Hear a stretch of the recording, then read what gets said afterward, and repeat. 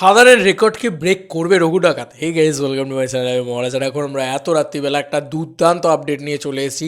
Thanks to my special member Ankit, thanks to my special subscribers অঙ্কিতকে, কারণ ও আমার চ্যানেলের অন্যতম স্পেশাল সাবস্ক্রাইবার, মানে আমার মেম্বার, আমার চ্যানেলের স্পেশাল মেম্বার আর কি বলা যেতে পারে।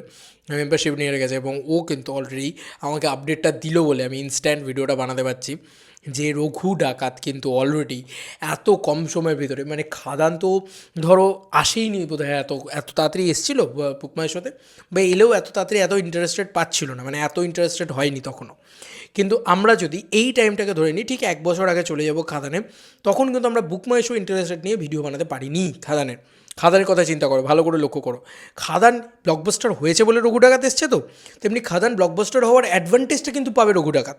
এটা নিয়ে কিন্তু একটা বড় করে জায়গা রয়েছে। খাদানকে ছোট করছি না কিন্তু এই অর্থে, কেউ ওর ভেবো না যে খাদানকে ছোট করছি, বা সুজিতদা তুমি যদি ভিডিওটা দেখে থাকো ক্ষমা করো, মানে এরকম বক্তব্য নয়। খাদান আমার কাছে ইমোশন ছিল এবং খাদান এখনও আমার কাছে ইমোশন, কারণ দেবদা, মানে ওই চ্যালেঞ্জের দেবদা ফিরছে, এটা আমার কাছে একটা ব্যাপার ছিল। কিন্তু খাদানের থেকে বড় কিছু করতে হবে রঘু ডাকাতে, এবং রঘু ডাকাতের থেকেও বড় কিছু হবে খাদান টু। এটা কিন্তু আমার কোথাও গিয়ে, মানে এই প্যারামিটারটা আমার কোথাও গিয়ে মাথায় চলছে।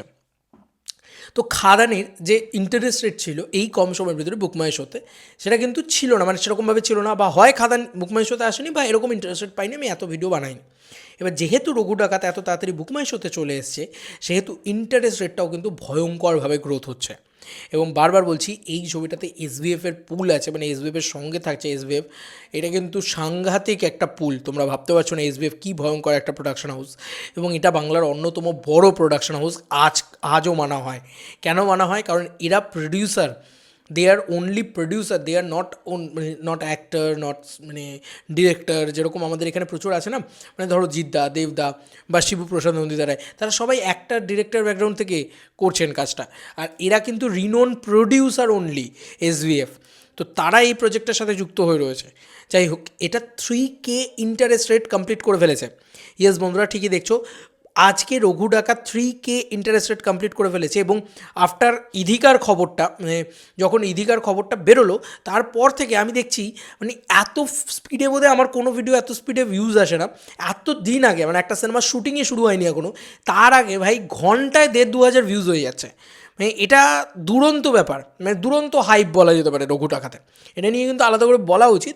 এবং আরও একটা জিনিস, সেটা হচ্ছে দুরন্তভাবে এই মানে কী বলে, ইন্টারেস্ট রেটটা ভয়ঙ্করভাবে বেড়ে গেছে। এবার দেখো, খাদান যে ইন্টারেস্ট রেটটা নিয়ে ঢুকেছিল সিনেমা হলে, সেটা বোধহয় 38,000 সামথিং, আমি যদি খুব ভুল না করে থাকি 38,000 সামথিং হবে।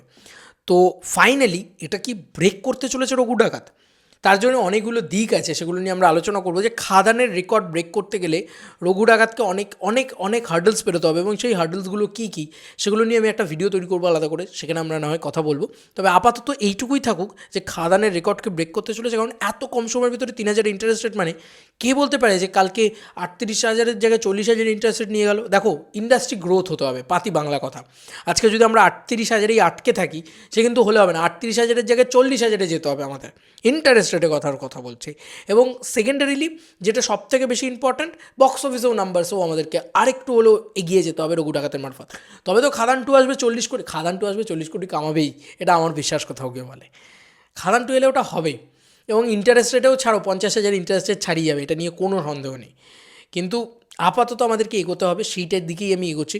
আমার মন বলছে যে যদি সব কিছু ঠিকঠাক থাকে, যদি আরও হাইপ বিল্ড আপ হয়, কারণ সবে তো শুরু হয়েছে, তো কাস্টিং সবে অ্যানাউন্সমেন্ট হয়েছে, একটা করে শুরু হচ্ছে সবে, মানে এখনও কিছু প্রপারলি হয়নি, শুটিংই শুরু হয়নি।